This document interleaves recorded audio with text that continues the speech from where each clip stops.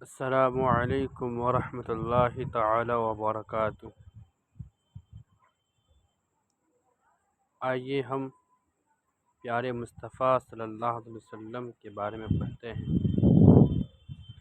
سارے جہاں میں سب سے بڑا اللہ تعالی نے حضور پر نور سرکار مصطفیٰ صلی اللہ تعالی علیہ وسلم کو بنایا ہے۔ اللہ تعالی نے حضور کو چاند، سورج، سمندر، پہاڑ، پتھر، درخت، سبز حیوان، جن، فرشتہ، انسان، زمین، آسمان وغیرہ سب کا حاکم اور رسول قرار دیا ہے۔ حضور کی طاقت کے سامنے چاند اور سورج، زمین و آسمان دم نہیں مار سکتے۔ صلی اللہ تعالی علیہ وسلم سونے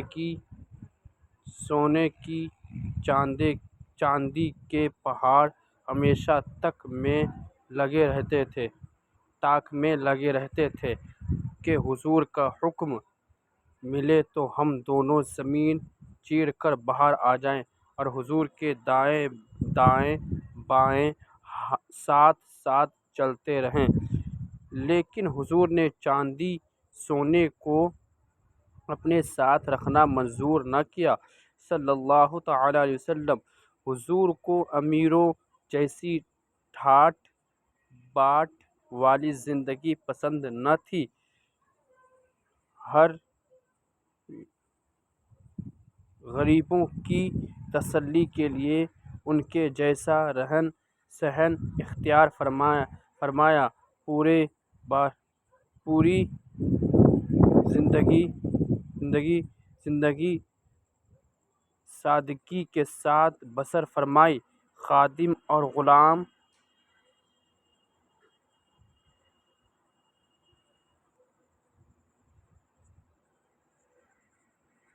آپ کی بارگاہ میں ہر دم موجود رہتے تھے اور آپ کے بہت سے کام انجام دیتے تھے، لیکن آپ کی سادگی تو دیکھا ایسا بارہا ہوا ہے کہ اپنے نورانی کرتے میں موجود پیوند لگاتے، اپنے مقدس ہاتھوں سے اپنے نورانی کپڑے دھوتے، گھر کا کام کاج خود بھی انجام دیتے تھے۔ حضور صلی اللہ علیہ وسلم حضور کے جو دو کرم کا یہ حال تھا کہ بے شمار دولت لٹا کر دوسروں کو تو مالدار بنا دیا کرتے تھے، لیکن خود گھر کے چولہے میں 2 ماہ تک آگ جلنے کی نوبت نہ آتی۔ گھر والے صرف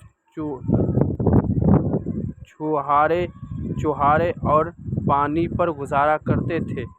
صلی اللہ تعالی علیہ وسلم حضور کی سادہ زندگی سن کر یہ خیال نہ کرنا کہ حضور مجبور اور محتاج تھے۔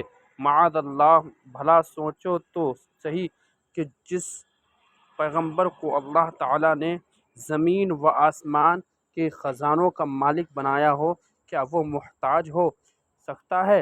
ہرگز نہیں۔ حقیقت یہ ہے کہ حضور نے اپنے رب کو خوش کرنے کے لیے جان بوجھ کر سادہ زندگی پسند کی تھی۔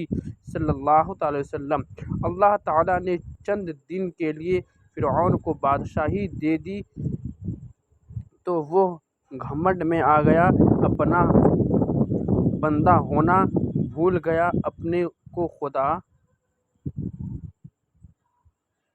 کہلوانے لگا، غریبوں کو ستانے لگا۔ پھر اللہ تعالی نے اس کو اور اس کے لشکروں کو دریا میں غرق کر دیا۔ لیکن اب حضور کی خوبی سنو۔